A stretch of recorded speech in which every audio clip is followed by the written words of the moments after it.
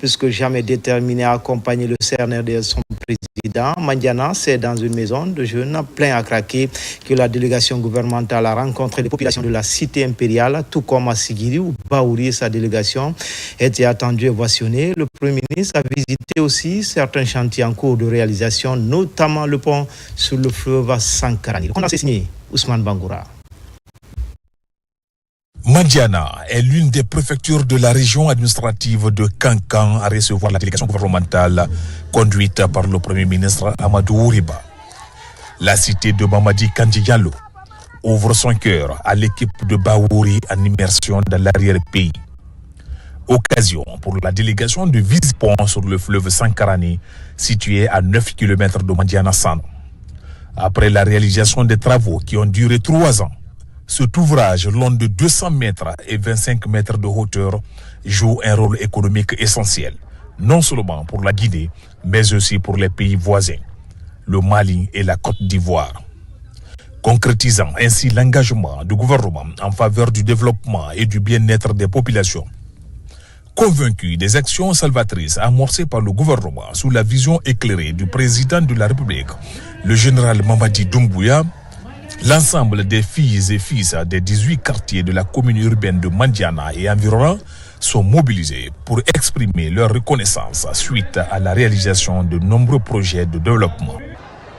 En dépit de toutes ces avancées significatives, de rappeler de façon spécifique certains défis auxquels nous sommes confrontés et qui nécessitent une implication personnelle en faveur des filles et fils de la Guinée en général et de la préfecture de Mandiana en particulier. Il s'agit, entre autres, d'achever le bitumage de la route Kodjara-Mandiana, d'augmenter le nombre de kilomètres en bitume de la voirie urbaine, d'améliorer l'accès à l'eau potable, d'assurer l'extension du réseau de l'EDG pour couvrir tous les 18 quartiers de la commune urbaine. Rassuré des mots aimables, le Premier ministre invite les populations de Ouassoulou à entretenir un climat de paix et de coexistence pacifique dans la cité. Ce que je peux dire de ce que prévoit le gouvernement, dans un laps de temps raisonnable, Mandiana aura l'électricité. Mandiana peut être le grenier pour la Guinée. Vous avez des terres, mais qui méritent d'être cultivées. Il faut protéger la Guinée. La protection de la Guinée passe par protéger Mandiana. Et la meilleure façon de protéger Mandiana, c'est de répondre aux besoins des populations de Mandiana qui seront les meilleurs défenseurs de la Guinée et de Mandiana en particulier. La délégation de Baouri a tenu à visiter les installations de la radio rurale de Mandiana, située en plein centre-ville, où il a eu le privilège d'intervenir en direct sur la 94.5 de Mandiana. Juste après Mandiana, la mission gouvernementale conduite par le Premier ministre Amadou Ouriba a mis le cap sur Sigiri. Ici, à la Maison des Jeunes, comme partout, la délégation gouvernementale a été reçue avec honneur. Saluant avec force et détermination les jalons déjà posés par le gouvernement, nous sollicitons toutefois auprès du général d'armée, le président de la République, Mamadi Doumbouya, la prise en compte des besoins qui tiennent à cœur les Sigirikas, à savoir l'adduction d'eau qui est la principale et historique préoccupation des populations de Sigiri. Le bitumage de la route Sigiri-Nafadji, l'augmentation de la capacité de production en électricité. C'est vrai que Sigiri est une préfecture très importante en Guinée. Et qui a vu sa population en moins de quelques années peut-être multipliée par 2, par 3. D'où des besoins nouveaux, des exigences nouvelles. En dehors de cela, Vous avez des revendications tout à fait légitimes. Tout à l'heure, un des doyens disait: vous venez de Mandiana, vous êtes revenu à Kankan pour revenir sur Sigiri. Or, il suffit d'un pont pour relier Mandiana et Sigiri et qui vous ferait gagner du temps. La construction de ce pont s'avère une priorité. Nous en prenons acte. La délégation gouvernementale conduite par le Premier ministre Amadou Ouriba a bouclé sa journée de travail à Sigiri par la visite de l'un des plus grands chantiers de la préfecture. Sur ce site, plusieurs bâtiments sont en train de sortir de terre, devant abriter l'école élémentaire et secondaire. La maîtrise de la charte graphique de l'État et les règles de rédaction deviennent des impératifs au sein de l'administration publique. Au compte de l'immersion gouvernementale à Kankan, les cadres régionaux sont à l'école du secrétariat général du gouvernement pour atteindre les objectifs de refondation de l'État. RTG Kankan, Djamokaba. Devoir de réserve, de discrétion, de neutralité et secret professionnel dans la fonction publique, des thématiques bien défendues à Kankan. Les secrétaires généraux des préfectures de la savane guinéenne et membres du cabinet du gouvernorat sont ciblés par cette formation sur les défis de la gouvernance locale. Vous savez, depuis un moment donné, nous sommes tous engagés dans la pratique de la refondation de l'État et de la rectification institutionnelle. Monsieur le ministre, le secrétaire général du gouvernement, Monsieur Tamba Benoît Kamano, sous la coordination de Monsieur le Premier ministre, chef du gouvernement, Monsieur Amadou Ouriba, ne veulent pas que ces expressions refondation, rectification restent un mot vain. Il faut la rendre opérationnelle, pratique, sur toute l'étendue du territoire national. J'apprécie l'initiative parce que c'est une façon de renforcer les capacités de ces acteurs-là qui sont au niveau de la chaîne de la circulation des informations et du courrier arrivé et départ au niveau de nos structures. La remise à niveau intervient pendant l'immersion gouvernementale dans la région de Kankan. C'est le ministère de l'administration du territoire et le secrétariat général du gouvernement qui l'organise.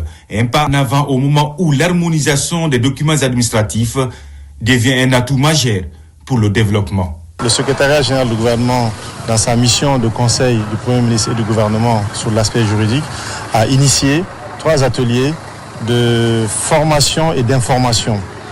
D'information sur l'harmonisation des procédures de travail au niveau central, afin que l'administration territoriale soit au courant qu'il y a des papiers en tête sécurisés, qu'il y a la digitalisation en cours et aussi qu'il y a une charte graphique de l'État. Au cœur des échanges, l'utilisation de la plateforme GEDA. Avant son lancement, les enjeux de cet outil sont exposés pour une gestion électronique efficace des actes administratifs. Un autre acquis de la refondation de l'État, soutenu par les autorités pour moderniser les services publics. Toujours dans l'immersion gouvernementale dans la région de Kankan, Sigiri, le ministre du Travail et de la fonction publique, confère avec les cadres et agents de l'administration déconcentrée de la préfecture un échange sans filtre sur les difficultés de l'administration locale, les réformes en cours pour améliorer les conditions de vie et de travail des agents de l'État ont été longuement abordées. Mamadi Terna Kamisoko. C'est au bloc administratif préfectoral que le ministre du Travail et de la fonction publique a rencontré les agents des différents services de l'administration déconcentrée élargie au cadre de Sigiri. Faya François Bourneau est largement revenu sur les profondes mutations en cours au sein de son département. Des réformes majeures d'ordre social comme l'attribution des primes de fonction ou la prise en charge sanitaire qui ont amélioré de nos jours les conditions de vie des agents de l'État sont rappelées. À partir du moment où les efforts d'assainissement du fichier ont généré des impacts positifs, le président a demandé à ce que, conformément à sa vision de justice sociale pour les Guinéens, de redistribuer une partie de ce bénéfice généré par les efforts de l'assainissement. Cela a permis de revaloriser la valeur monétaire du point d'indice, mais également d'octroyer 4 échelons. Le chef de l'État l'a annoncé dans son discours de l'an en décembre 2024, 4 échelons à tous les fonctionnaires et aux contractuels permanents, mais également les indemnités de mission. Le président de la République a pris un décret pour revaloriser de manière très significative les indemnités de mission quand les agents de l'État, les fonctionnaires et contractuels et même d'autres partenaires quand ils sont en mission de l'État. À Sigiri, cette rencontre est qualifiée d'historique. Dans un débat sans tabou, les problèmes liés au gel de salaire et d'autres préoccupations affectant les rendements sont soulevés. J'ai eu à parler avec le ministre du Travail et de la fonction publique et par rapport au blocage des salaires des fonctionnaires qui sont recensés et puis qui n'ont pas eu leur salaire de 3 mois jusqu'à 6 mois. Donc j'aimerais savoir c'est dû à quoi.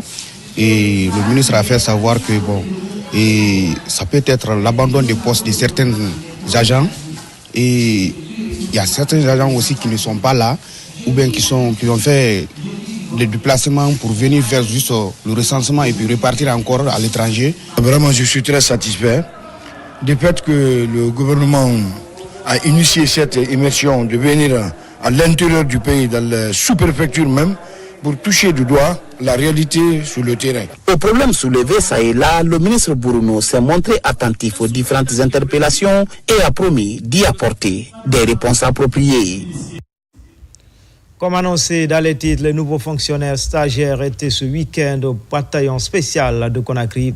Ces stagiaires se félicitent de cette initiative des autorités de la transition. Au même moment, au camp Alpha Yaya Diallo, le deuxième groupe quitte Conakry pour entamer les 5 semaines de formation civilo-militaire au centre d'instruction de l'armée de mer à Forikaria, au centre d'instruction d'infanterie de Kindia. Adjudant-chef Oumar Kamara, il est correspondant de la presse militaire.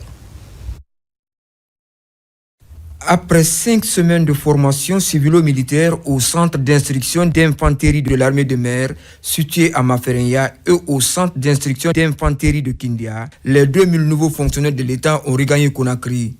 Ils ont été accueillis à leur arrivée ici au camp Alpha Yaya Diallo par les représentants du ministère de la Défense nationale, de la fonction publique, les responsables de l'Institut national de formation et de perfectionnement et les chargés des ressources humaines des départements ministériels. C'est un stage probatoire qui s'étend sur 1 an. Là, on vient de voir la première séquence de ce stage, c'est-à-dire qui s'accentue sur la formation civilo-militaire. Donc ça s'est très bien passé. Cette initiative des autorités de la transition vise à améliorer les prestations au sein de l'administration guinéenne dans l'intérêt supérieur de la nation. Conformément à leur programme, ils vont suivre une autre phase du processus administratif. C'est vrai que ça a été laborieux. Cependant, ils reviennent fiers et nous sommes autant plus fiers qu'eux. Aujourd'hui, c'est la fin de l'induction.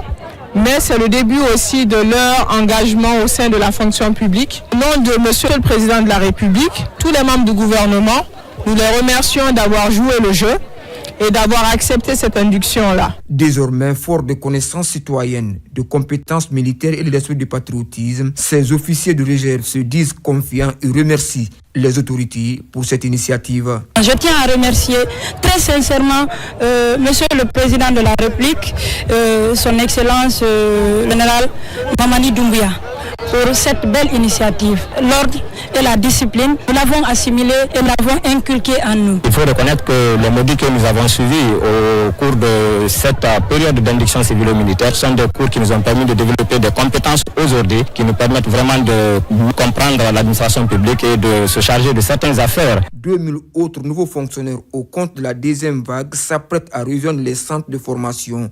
800 d'entre eux seront au centre d'instruction d'infanterie de Kindia et 1200 au centre d'instruction de l'armée des mers à Maferenya pour 5 semaines d'induction. Coopération entre l'Agrace de France et l'Agrace Guinée en séjour de travail en France. La direction générale de l'agence a longuement échangé avec le personnel de l'Agrace France sur ses missions et fonctionnement. Un partage d'expériences qui devrait aider à améliorer son mode de fonctionnement. Les images de Mohamed Souma sont commentées par Tiano Younoussaba. En France, les agences de gestion et de recouvrement des avoirs saisis et confisqués de la Guinée et de la France partagent les bonnes pratiques dans la lutte contre la délinquance économique. Cette rencontre devrait déboucher sur une possible coopération entre ces deux institutions. Nous échangeons sur notre organisation, notre fonctionnement, nos missions et aussi nos ressources humaines et notre budget. Nous nous rendons compte que vraiment nos organisations sont similaires et que nous avons beaucoup à faire pour échanger et pour se donner l'un et l'autre des bonnes pratiques. Pendant 2 jours, l'Agrasc Guinée va discuter avec le personnel de l'Agrasc France au centre de la rencontre le mode de fonctionnement, les attributions de chacune des agences. Nous sommes venus les contacter pour en savoir plus en ce qui concerne les missions qui sont les nôtres en Guinée et voir quelles sont les similitudes, quelles sont les difficultés s'il y en a et quels sont aussi le sens et l'idée de cette coopération. Les différents départements qui vont nous recevoir, nous sommes dans l'obligation de reconnaître qu'il faut absolument que nous continuions cette lancée au niveau des autres agences pour que nous qui sommes la nouvelle née des agences, nous puissions profiter de l'expérience. Depuis sa mise en place, l'Agrasc a mené de nombreuses actions contre le détournement des fonds publics et autres pratiques assimilées. La diversification des collaborations et partenariats devrait renforcer ses capacités opérationnelles à lutter contre la délinquance financière, comme le veut le CNRD. Dans l'actualité également, vers la mise en place d'un réseau de vétérinaires privés pour la santé animale en Guinée, une mission de maillage vétérinaire était récemment dans l'arrière-pays. Dès après, une rencontre de restitution est organisée pour présenter les résultats aux acteurs et autorités. C'est une opération financée par l'Agence française de développement. Tcherno Marfba, Mohamed Saliou Bangoura. Rapprocher les vétérinaires privés des cheptels et des fermes dans tout le pays, telle est la vision du projet d'établissement des fondamentaux de la filière avicole en Guinée. Ce projet a sillonné toutes les régions administratives afin de déterminer le nombre de vétérinaires par localité conformément au nombre de l'Organisation mondiale de la santé animale. Après les travaux de terrain, les résultats de la mission de maillage vétérinaire sont restitués à l'ensemble des acteurs. Actuellement, vous pouvez trouver dans certaines préfectures, dans certaines régions, il y a plusieurs vétérinaires qui sont attroupés au niveau d'une seule zone. Ça ne permet pas aux vétérinaires de s'épanouir. Et dans ces conditions-là, il y a certaines zones qui ne seront pas couvertes et les vétérinaires seront concentrés dans certaines. Donc c'est pourquoi on a voulu répartir de façon vraiment normale les vétérinaires afin que les services à fournir soient fournis de façon convenable aux éleveurs. Cette mission de maillage vétérinaire privé en Guinée s'inscrit parmi les priorités du ministère de l'Agriculture et de l'Élevage. Ce document disponible va servir de base à l'installation et au renforcement des équipes de vétérinaires privés au niveau des cheptels du pays. Ce maillage nous permettra non seulement de mettre en relation les producteurs et les vétérinaires, et ça nous permettra aussi de combler le vide, parce que ce n'est pas dans toutes les préfectures, dans toutes les sous-préfectures que nous avons des vétos privés. Vous le savez très bien que l'aviculture octroie non seulement le revenu à nos populations, mais aussi constitue une base essentielle de l'alimentation de nos populations à tous les niveaux. Après cette mission de maillage, le projet d'établissement des fondamentaux de la filière avicole compte équiper ses vétérinaires. Des frigos sont attendus pour faciliter le travail sur le terrain. La PIP et la firme d'assistance technique du projet de développement de l'agriculture commerciale en Guinée poursuivent leur campagne de sensibilisation et d'information sur les avis d'appel à projet dans le cadre des filières porteuses dans les régions de Labé et Kankan. Le processus prend de plus en plus forme. Le projet est financé par la Banque mondiale. Sona Sagnon. En tant que secteur pourvoyeur d'emplois, l'agriculture fait l'objet d'une attention particulière de l'État pour accompagner les porteurs de projets agricoles. L'agence de promotion des investissements privés, APIP Guinée, et la firme d'assistance technique du projet de développement de l'agriculture commerciale en Guinée ont initié des campagnes de sensibilisation et d'information des acteurs locaux des filières et chaînes de valeur ciblées dans les régions de Labé et Kankan sur les opportunités offertes par le projet de développement de l'agriculture commerciale en Guinée. Nous avons suivi avec une attention particulière la sensibilisation, les modalités de financement. Et on va se mettre à table, monter des projets bancables de ces filières citées si haut pour pouvoir bénéficier de cet accompagnement qui est déjà disponible au niveau du PEDAG. C'est un sentiment de satisfaction. Et cela prouve que vraiment le gouvernement envisage de soutenir les agriculteurs et les producteurs. Financé par la Banque mondiale, le projet de développement de l'agriculture commerciale en Guinée vise à soutenir les femmes et les jeunes entrepreneurs à améliorer leur production, la transformation et la commercialisation des produits en Guinée et à l'international. Le ministère du Commerce est aux côtés du ministère de l'Agriculture pour soutenir ensemble les grandes lignes du projet PEDAC, le projet de commercialisation agricole. Et ce projet va permettre justement aux deux départements d'aider nos populations à avoir accès au financement et à développer les filières fonio, maïs et soja. Il faudrait que nous, producteurs, se mettent à la tâche pour valoriser ce que nous faisons. Nous produisons beaucoup les filières dont le projet parle quand il s'agit du fonio. À travers ce projet, PEDAC prévoit d'appuyer 230 sous-projets portés par des entreprises et consortiums dans les filières fonio et soja, entre autres. C'est une bonne nouvelle pour les contribuables de la Direction générale des impôts. Il existe désormais un bureau de formation et d'assistance aux contribuables installé dans l'enceinte de la DGI. Cette plateforme vient ainsi réduire les tracasseries liées à l'obtention de certains documents fiscaux. Makeme Donzo. Du nouveau à la Direction générale des impôts, un bureau de formation et d'assistance aux contribuables BUFAG existe désormais. Il a pour mission non seulement d'accompagner les contribuables dans la digitalisation, mais aussi dans le déploiement des modules de système d'administration fiscale. C'est un nouveau bureau qui a été créé il y a à peine un mois. C'est pour être plus près des contribuables, pour pouvoir les assister dans leur téléprocédure et tout. Et s'ils rencontrent des problèmes dans leur déclaration et autres, il y a un bureau qui est là à l'écoute pour leur permettre de faire leurs obligations fiscales. Une vingtaine de personnes travaillent à satisfaire les usagers dans plusieurs domaines, comme l'élargissement de l'assiette fiscale, l'orientation des contribuables dans les démarches d'adhésion à la plateforme et l'accomplissement de leurs obligations fiscales afin de régulariser leur statut. C'est un ouf de soulagement pour les contribuables. Je suis venue renouveler mon code neuf, il n'y a pas de problème. L'accueil est chaleureux, tout va bien et puis quand tu viens, ils vont s'occuper de toi, tu vas renouveler et puis tu seras à jour. On a le itax.gov.gm qui est une plateforme publique où les gens viennent pour s'inscrire. Tu peux faire tes déclarations et paiements en ligne pour avoir ce certificat. Ce NIF est le cutus que tout le monde cherche pour les différents marchés. Être proche des contribuables fait partie des défis que la directrice générale de l'impôt compte relever. En plus de ce bureau de formation d'assistance aux contribuables, un centre d'appel sera bientôt disponible avec un numéro vert joignable du lundi au vendredi.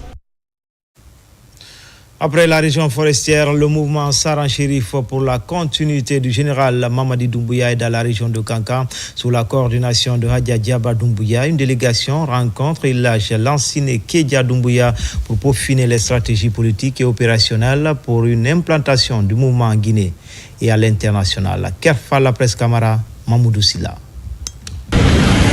Le Mozakod dirigé par Hadja Diaba Doumbouya a été reçu au domicile privé de la Haj Lansine Kédian Doumbouya à Kankan. Lors de cette rencontre, la délégation vêtue aux couleurs du mouvement a abordé des sujets liés à la cohésion sociale, au développement et à l'avenir du pays. Hélas, à notre présence à son domicile, ce qu'il vient de faire ce soir, ça nous dépasse. Il nous a honorés. Parce que tu travailles pour quelqu'un, il reconnaît que tout ce qu'il fait, tu fais pour moi, cela suffit de tout. Le général Mamadi Doumbouya, c'est un messie.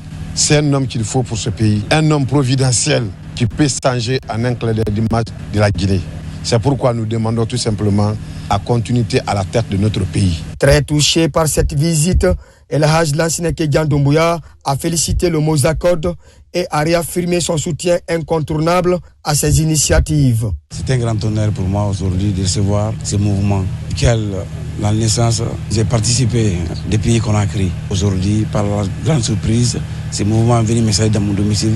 Ça me va droit au cœur. Je parle ici au nom de la famille présidentielle. étant un frère que tout le monde connaît aujourd'hui. Je ne peux pas prendre d'abord le micro sans féliciter et encourager ma sœur Adja Djaba Doumbouya, coordinatrice générale de ce mouvement. Un appel solennel à tous les membres de la famille de suivre le chemin que Adja Djaba a managé la population vers les idéaux du président général Mamadi Doumbouya. Cette rencontre a renforcé la détermination du mouvement et a intensifié ses efforts pour étendre son implantation sur l'ensemble du territoire national et au-delà du pays.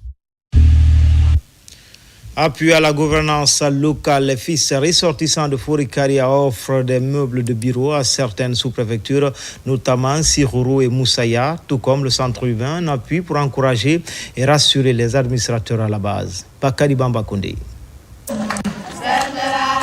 La coordination des associations pour le développement de Benna, en abrégé CADEB, a célébré ses 15 ans d'existence en procédant à la remise officielle d'équipements de bureaux aux sous-préfectures de Moussaïa et Sirourou ainsi qu'à la préfecture de Forikaria. Cet acte symbolique témoigne de l'engagement continu de l'association envers le développement de sa région et le soutien à l'administration locale. Au-delà des activités festives, de marquer de façon concrète, de façon historique, ce qui n'a jamais été vraiment fait à Benna, nous avons apporté notre contribution dans tous les secteurs d'activité, que ce soit l'éducation, la santé, les routes, par 3 fois déjà, depuis que nous sommes constitués en association au niveau de Benna. La cérémonie a réuni les habitants, les autorités communales, les sous-préfets ainsi que les représentants de la préfecture. Les équipements remis comprennent des fauteuils, des tables, des armoires et diverses fournitures de bureaux essentielles au bon fonctionnement des administrations locales. C'est un début qu'il faut encourager. C'est un début pour la relance du renouveau, comme le prône le président de la République, pour que l'élan du développement soit lancé. Les dons là me donnent plus de force encore, de doubler d'efforts pour que la population de Moussaïa bénéficie des ressources propres. En célébrant ses 15 ans d'existence, la CADEB réaffirme sa volonté de contribuer au développement de sa région. À Kindia, étudiants et agents de défense et de sécurité viennent de bénéficier d'une séance d'information et de sensibilisation sur la résolution 1325 Femmes, Paix et Sécurité, l'initiative et du ministère de la Promotion féminine de l'enfance et des personnes vulnérables sur financement de l'ONG CARE International. Alpha Isiagaba, Fanalabaya Kamara. À l'université de Kindia, comme partout dans les institutions d'enseignement supérieur du pays, une campagne d'interpellation des consciences est entamée par les autorités du ministère de la Promotion féminine. Au cœur des débats, les enjeux liés à la résolution 1325. La résolution 1325 est quelque chose de très important. On doit prendre ça au sérieux pour aider les femmes, les protéger. Parce que s'il n'y a pas de femmes, vous savez, il n'y a pas de naissance, donc la femme est très importante, on doit la protéger. L'initiative, bien sûr, est venue du ministère de la Promotion féminine, de l'enfance et des personnes vulnérables, qui a proposé l'initiative de former et de sensibiliser les étudiants sur la résolution 1325 des Nations Unies, Femmes, Paix et Sécurité et Connexe. Et la première étape, c'est bien sûr Kindia. Tout comme à l'université, le même exercice se tient au camp Kémé Bourama de Kindia. Ici, les forces de défense et de sécurité massivement mobilisées s'approprient des méthodes de lutte contre les violences basées sur le genre. Nous voulons informer la population sur l'existence de la résolution 1325, Femmes, Paix et Sécurité, surtout en cette phase de transition dans notre pays. Et l'instrument que nous avons, nous, ministère de la Promotion féminine, enfance et personnes vulnérables, pour opérationnaliser cette dynamique. Sachant que l'armée est une partie intégrante pour le maintien, la conservation et la consolidation de la paix et de l'unité nationale, si nous recevons une telle mission, c'est vraiment un sentiment de fierté et de satisfaction.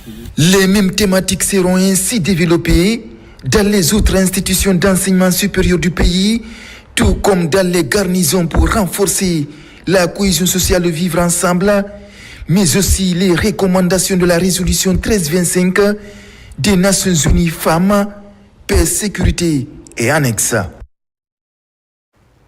Toujours à Kindia, préparatifs des examens nationaux dans la région, les acteurs du système éducatif sont en conclave pour des examens crédibles. Des annonces ont été faites pour rendre plus efficace la gestion de ces évaluations avant, pendant et après les différentes épreuves. Yaya Silla, Fanala Baya Kamara.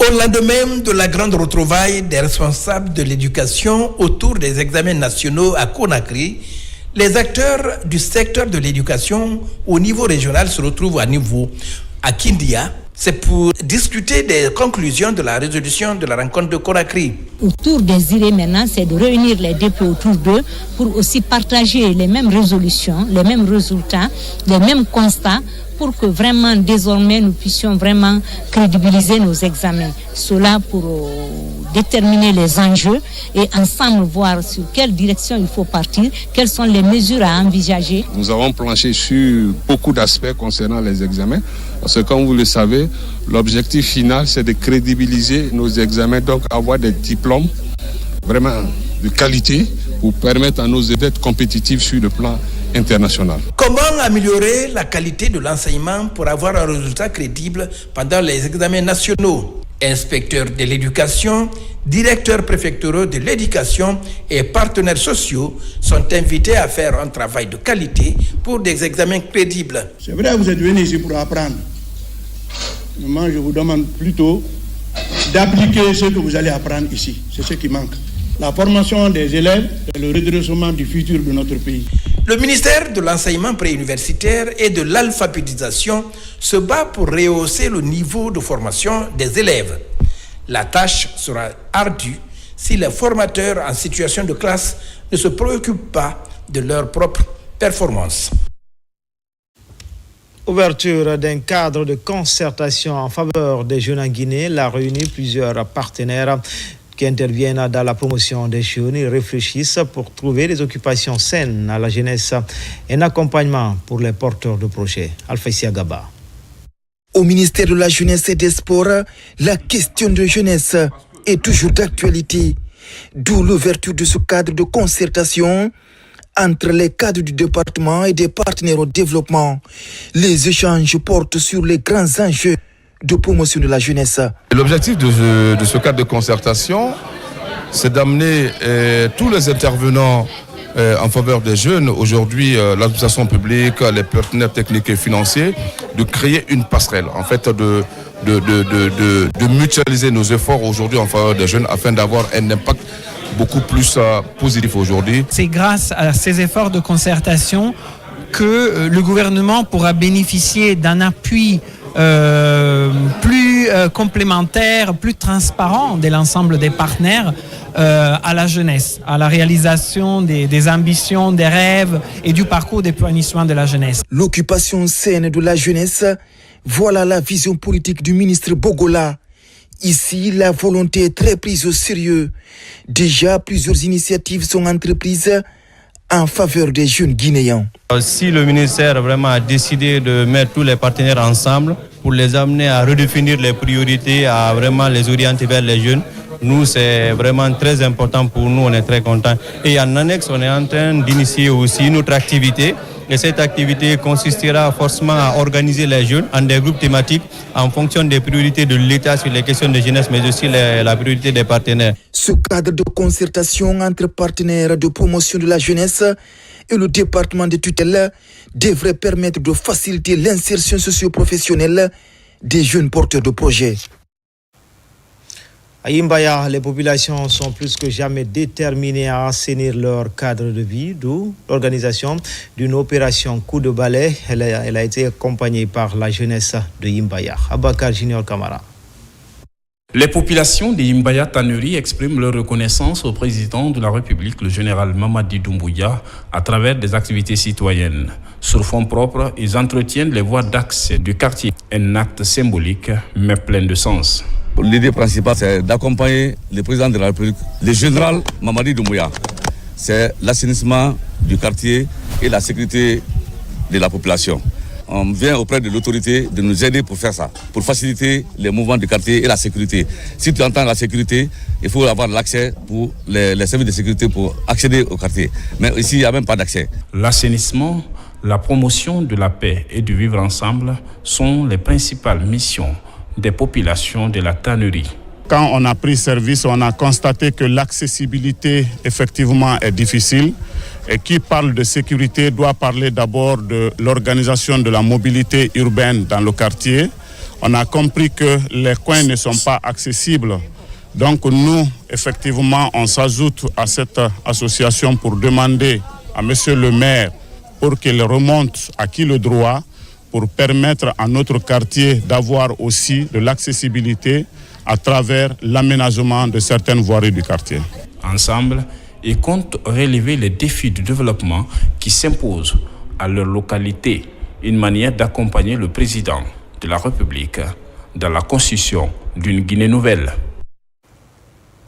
Dans la sous-préfecture d'Amaro, située au pied du mont Simandou, une grande cérémonie de lecture du Saint-Coran vient d'être organisée par les fils du terroir. C'est dans le but d'implorer la grâce divine pour le vivre ensemble, mais aussi pour soutenir les actions sur le pont de la prospérité. Cette retraite religieuse a mobilisé une cinquantaine d'imams venus des différentes localités de Damaro. Mohamed Salioupaï, Mohamed Lamine Diallo.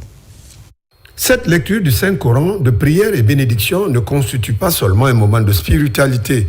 Elle permet à ces fidèles musulmans de Damaro de lancer des messages forts d'unité et de solidarité afin de soutenir les efforts constants de développement entrepris par les autorités de la transition dirigées par le général Mamadi Doumbouya.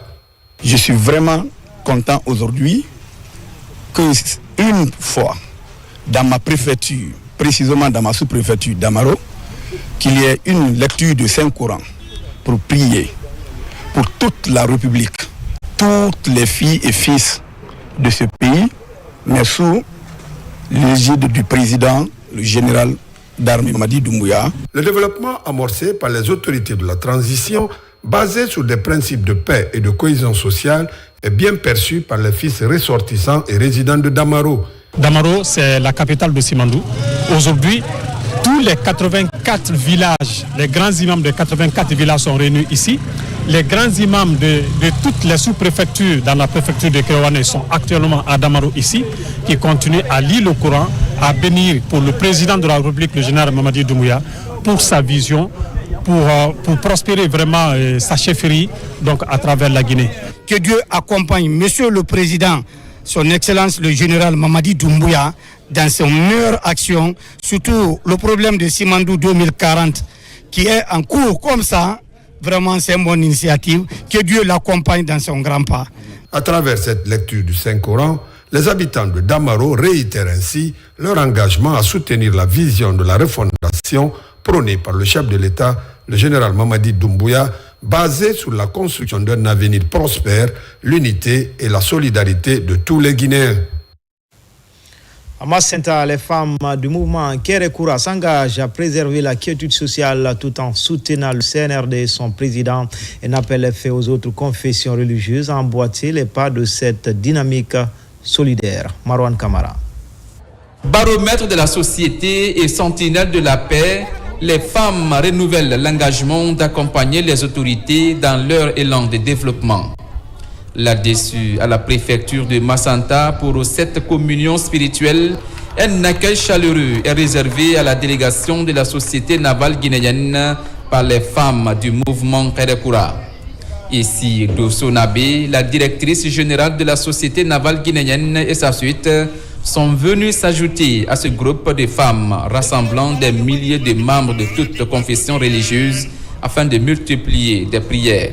Elle a plus de 3000 femmes qui sont en association dans le cadre de l'agriculture qui est l'IGNAM. Elle veut l'unité. Elle veut que tout le monde soit ensemble. À cette occasion, les religieux musulmans et chrétiens ont été conviés à se joindre à cette synergie d'action pour un culte commun marqué par des bénédictions pour le pays. Nous sommes là pour supporter ces femmes qui se sont donné la main pour vraiment prier pour la Guinée, pour dire que c'est le président Mamadi Doumbouya qu'ils ont choisi. À Massanta, c'est un tout. Hier, on était à l'église. Aujourd'hui, nous sommes là avec les musulmans pour prier pour la paix, pour dire que les fils de Massanta sont unis. Cette journée spirituelle a été aussi marquée par la messe dominicale à la grande église de Massanta, symbolisant ainsi le début de cette initiative placée sous le signe de rassemblement. Les femmes jouent un rôle prépondérant dans le processus de paix. Donc, c'est le moment d'exhorter toutes les communautés de Massanta pour prôner la paix. Soutenir les autorités dans leurs différents projets de développement amorcés est aussi l'une des ambitions phares des femmes de la préfecture de Massanta. Même exercice à Kouroukoro, Oulada, préfecture de Kouroussa, des messages de sensibilisation sont passés sur fond de prière et lecture du Saint-Coran pour une transition apaisée et réussie. Nabila Moussa Kamara. Les fils ressortissants et résidents de Kouroukoro Oulada étaient fortement mobilisés la semaine dernière. Ils ont décidé de se retrouver en famille à Kouroukoro pour communier ensemble dans la foi et la ferveur religieuse, faire des prières et la lecture du Saint-Coran pour renforcer leur fraternité, la cohésion sociale et la prospérité de leur village, leur sous-préfecture et le reste de la Guinée. C'est pour renforcer les liens de parenté, bénir pour le Tout-Puissant Allah, bénir pour le pays et bénir pour le président actuel, qui est sous l'impulsion duquel nous vivons tous et nous prions pour sa réussite parce que nous voyons les jalons qu'il est en train de poser à travers le pays. La lecture du Saint-Coran pour l'unité nationale, pour la paix et la cohésion sociale, tous sous l'impulsion du chef de l'État, le président de la République, le général Mamadi Doumbouya. Cette rencontre n'est pas la première ici à Kouroukoro. Les fils ressortissants et résidents de la localité en ont l'habitude. Entre nous et Dieu, c'est quoi? C'est la reconnaissance d'abord.